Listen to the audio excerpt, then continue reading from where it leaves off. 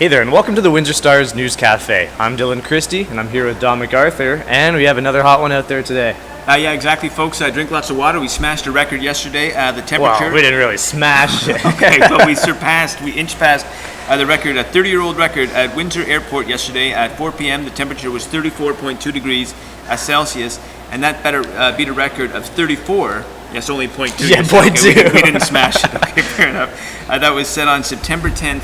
1983. Yeah, exactly. It was enough to bring a level 2 heat alert out for yesterday. Today, the health unit has issued a level 1 heat alert with temperatures potentially reaching up to 34 degrees. Now we are set to potentially smash another record because I think the previous record was 33.9. Oh, so yeah, that's we'll big. see. If we reach 34, we could potentially do it. But yeah, it's not making things comfortable for students at the university still, of course. Members of CUPE Local 1393, they're still on strike, and they're still without air conditioning in a lot of buildings there. Well, they got a smart PR person sort of man in the shop for them because, guys on the picket line, women on the picket line, today they're going to be handing out frozen fruit treats to students who are in the sweltering classrooms. With no AC, still no word on whether that AC's been fritzed. They took to social media yesterday and just gave the university a beatdown on Facebook and on Twitter, just about how disgustingly hot it was in those classrooms. Well, and it's bad too. We had a reporter go out there with Tyler Brownbridge. They got some great photos, but talking to students, some of them said it is unbearable in these classrooms, that it's hotter inside than it is out. That the smell can be really bad in some of the classrooms. Don't slip on the puddles in the CW exactly, of sweat. Well, so that's the thing. The University of Windsor actually posted on their Facebook yesterday saying that it should be fixed within 24 hours. They got a lot of response from people on there, but it's been 24 hours. Still no word on the status of the AC, what's going on. So it's going to be a hot one still. It's going to be a hot one, folks. And there is also a severe thunderstorm watch, in effect. For today, we had some great pictures, some weather shots yesterday. We threw them on the big boards outside the Windsor Star here. People on jet skis, people on the beach, living the dream. September in Windsor. Yeah, absolutely, it was beautiful. Yeah. Okay. Some kids with cancer. They've made a remarkable video with the help of Media Street Productions, and Dylan's hero is going to be coming to Windsor. It's true. You always kind of made fun of me because I made a huge deal of this every time we tweeted a new photo. But Chris Hadfield, they were able to kind of get the attention of him. They're going to actually have him come to Windsor Regional Hospital for the Cancer Center to see these children. It's all part of the Childhood Cancer Awareness Month in September. They have a number of events planned, but he'll be there September 23rd to spend time with these these cancer patients. Exactly. I guess more than 20 kids aged 4 to 16 participated in this video, which they posted to YouTube. And I guess Hadfield and his wife, they watched it, called it an out-of-this-world invite, and his wife then contacted the hospital and said, we want to come, and he's from Sarnia too, right? Yeah, which isn't that far. Hadfield, the astronaut. Yeah, of course. So he's retired now, but he's going to be here on the 23rd. We actually have a video of Paul McCann. He's an educational coordinator with the center, and so we'll show you a clip of Paul McCann, but we'll also show you the video that they made as well. So here it is. Here we're at Windsor Regional Hospital, Pediatric Services, 3rd floor inpatient unit playroom. Very excited about Childhood Cancer Awareness Month this September. As part of our service's 10-year anniversary, we wanted to come up with a very unique way to honor the anniversary, celebrate Childhood Cancer Awareness Month, and also raise awareness for a great cause. As part of that, we said, what more can we really do for these kids and pack into the event? So we said, why not try to invite Commander Chris Hadfield, the astronaut? And so we said, to make it a little bit more interesting or more creative, we said we challenged the kids to come up with a creative video. And so we put together a concept around that video and engaged the kids, and thankfully their parents and the kids willingly participated, and that is the video that we have currently out there in YouTube and in cyber world. And the result of that, really, in the campaign that the kids have was to really invite Chris Hadfield to the event, and we're really happy to say that he has agreed to come. Unfortunately, he can't be with us on the 29th, but he has agreed to come to the hospital to meet with the kids on September 23rd. Now, one of the important things about this event too is that it's open only to the kids and their family. It's not a public event. We want to keep this strictly for kids with cancer and their family, and we're really looking forward to having Chris here at Windsor Regional Hospital. When we contacted some of our families, we contacted our children on treatment as well as some that are off treatment. We also invited their siblings to help us develop this video for Chris Hadfield. All the families were really excited about helping out with the video, and so the kids could actually know who Chris Hadfield was prior to coming to the event. We actually had iPads in our pediatric oncology clinic room for kids to view prior to helping us out with the development of this video. And then on the day of, it was a really exciting day. The kids were really excited to be here. And it was a fun day where they were able to help out with the development of this video. And they were truly excited once they actually saw the results of the video as well. And we're really fortunate for the work that Media Street had done for this video and for our families.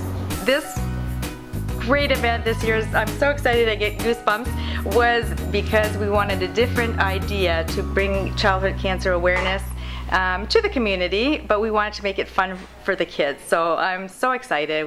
It just snowballed, and you can probably see that I'm turning red because I'm so excited. Okay, we're back. Now hopefully, Dylan, you'll be assigned the story, so you can live tweet, you can meet Hadfield. He's a Leafs fan. He plays guitar. And man, if the stars align, that's right. Would it be amazing if we could get him into the news cafe here? That would be incredible. The event's not open to the public, but like I said to you, I asked earlier if maybe we could pull some strings, get me in there. So, well, I'll do my best. I don't know if I please can come to the news cafe. Visit these kids, man. These dear kids, and boost their spirits. But then come visit the wider audience too, man. Windsor, we love those pics you took. Oh, for sure. From outer space, Windsor and Essex County. I think I fed that gallery every day. We had one that was continually on our website with every picture, so I kind of obsessed about it. If I had a poster of Hadfield, it'd be on my wall right now at home. It might be. I don't want to. Who knows? We'll see. Okay. A guy who might not be getting put on any walls soon is Tecumseh Mayor Gary McNamara in hot water again. Monica Wilson does a follow-up story today. More questions being asked about this. I'm going to put it in quotes now. A charitable golf tournament. It is for a good cause, but it's not a charitable golf tournament because he can't issue tax receipts. So unless he opens up the books, no one sees the books. Yeah, I don't know if there's been a lot of info, new info that came out, but they talked about it at council. They kind of went back and forth, saying that at the end of the day, it shouldn't be, no matter what, on town stationery. It shouldn't be a kind of town-sponsored event, which it isn't technically, but with the email, with people... It's muddled, to say the least. It is muddled. It absolutely is. But one of the councillors, Reed Ossington, she defended the mayor, saying that even registered charities don't necessarily have to give out tax receipts. So it's tough to say. Yeah, but they can. But they can. Well, that's the thing. This is the thing. If I could throw a golf tournament, hold a golf tournament tomorrow, and say I'm raising money for cancer, or I'm raising money for MS, or for whatever, and you just have to take that at face value. I mean, I don't have to open up my books to you. I take the money. I can give $1,000 check to the charity, and I can pocket $10,000. Yeah. There's no. Oh, for sure. Because no one's coming in and looking at my books. Whereas charities, I mean, it's we've done series on this. It's very regulated, very stringent. You have to do it. Yeah. So again, no one's saying anything untoward is going on here. Yeah. But it's either a charitable tournament or it's not a charitable tournament, and it should be classed accordingly. Yeah, of course. At the request of a councillor, a staff memo issued Tuesday showed the golf tournament has raised $114,000 since 2009. It's gone towards charities like Tecumseh Minor Hockey, Goodfellows, the town of Goderich after its tornado disaster, even the Dragon Boat Festival for the Cure. So they've done a lot of good. Yeah. It'd just be nice. I think no one's really accusing McNamara of pocketing any money, but they're just saying with the town's name behind it, it's important that it is kind of more, you can at least more credible. Well, exactly. Let's just sort of end the sort of cross-contamination. Yeah. Let's just sort of keep things separate. I mean, staff members at the town are actually coming in. Apparently, he says this in the story, at nights and on weekends to help out with the tournaments, which is great if they're doing that on their own time. But you would hate to have any sort of an environment where someone feels really like compelled to help the boss. I mean, that's it, whatever. And again, no one's saying that should happen, but you don't want to have that type of a culture. And if you're doing it on town computers, on town stationery, the lines are getting blurred. Oh yeah, no, absolutely. They are. Okay, and now, boy, Ward 7, things are heating up. already. Okay, Ernie the Bacon Man, he was first out of the gate, but several other people have stepped to the fore. Yeah, for sure. Right now we have Steve Farrell, who owns Steve's Auto Shine. Yeah, Steve's Auto Shine, auto detailer apparently. Yeah, that's right. Robin Fortier, who is the owner of Monty's Formal Wear. Yeah, she's a candidate. Yeah. And Tom Wilson, former city councillor. I guess this is before my time really taking watch municipal politics, but he was a councillor for 20 years in the city of Windsor. Yeah, counselor / golfer. One of the knocks always against Tom Wilson. He had one of the best hands on city council, aside from Percy Hatfield.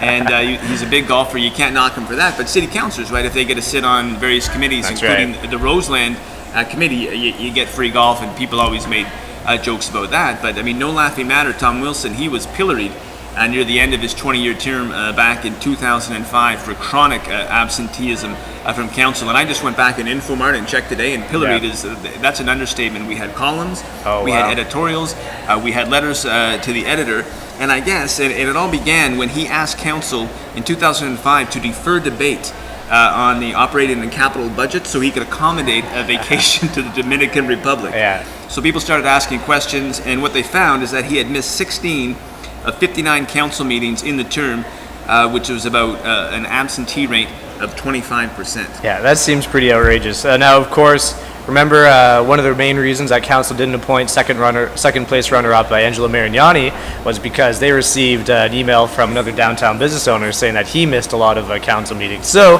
council apparently has a thing about people who miss, who have a poor attendance record. Well, who knows if this will actually come into play for the constituents? I mean, the voters should certainly be aware of it, and it's important to be said too that they were holding that against Ange, and we should say that he hasn't filed his papers yet. He's going to on Friday. I think he just wanted to make sure he sort of had his website ready to go and he could come out of the gates. But Angelo, second place, he's running in Ward 7 against these candidates as well. But they raised the absentee issue, but we pointed out, Jarvis in our column, that Tom Wilson's name was thrown around as a possible appointment. So on one hand, like, hey, we really care about your attendance record. On the other hand, we don't. And it needs to be said too, like because we never really talked about it. It happened on a weekend. Yeah. When they got that email, city councilors, like, Angelo's missed a lot of meetings, like, they made the decision. They never sort of confronted Angelo and said, hey, is this true that you missed a lot of meetings? That's true. I could fire it off an email saying all kinds of things, and you really shouldn't hold that against the person unless you actually have the guts to ask them, is this true? What do you say to this? That's only fair in court. That's the way it works. You get a chance to cross-examination people making accusations against you. 100%. So we'll see where that goes. Of course, anyone can file to become a candidate for this. I think you have until October 25th. It's $100, non-refundable. So, hey, if you think you have it, go ahead. Exactly. Okay, folks, coming up later today, we're heading out to an archaeological dig in Lakeshore. We're going to have a great photo gallery videos from Dan Janice. We're also heading out to the county, big announcement over at Leamington Fairgrounds. That's right. You can read all about racing, looks like. The horse racing, yeah. So it looks like there might be a future for it in Leamington. So yeah, Nick Brancacci will be out there, and check out our website later to see what they have to say. Exactly. And Dylan, he's going to be working overtime tomorrow night. As am I. There's going to be a big event here in the Windsor Star News Cafe, Windsor and Essex Chamber of Commerce. After a business affair, we're going to be interviewing some up-and-comers, lots of local businesses, going to be doing some live streams, social media stuff. That's right. So check it out. I think it's after business, so roughly like from 5 to 7 tomorrow night, Windsor Star News Cafe. Excellent. Well, thanks for tuning in.